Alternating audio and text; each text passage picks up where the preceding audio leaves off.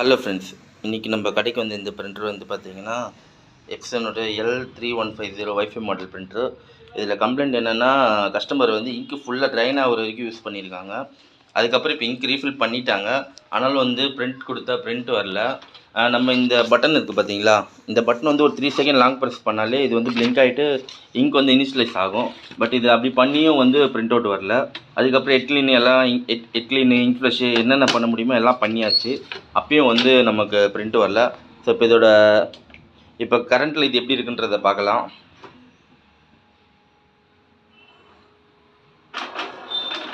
So நம்ம ஒரு பில்லை வந்து ஜெராக்ஸ் எடுக்கிறோம்.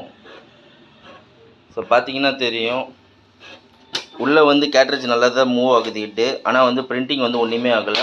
காரணம் என்னென்னா, இங்க்கு இதில் இன்னும் இறங்கலை. இதுக்கு என்ன பண்ணலான்னா, உள்ளே இருக்க ஹெட்டை கழட்டி க்ளீன் பண்ணலாம். ஸோ நம்ம க்ளீன் பண்ணிவிட்டு இதோட அவுட்புட் எப்படி இருக்குன்னு நெக்ஸ்ட் வீடியோவில் பார்க்கலாம். தேங்க்ஸ் ஃபார் வாட்சிங்.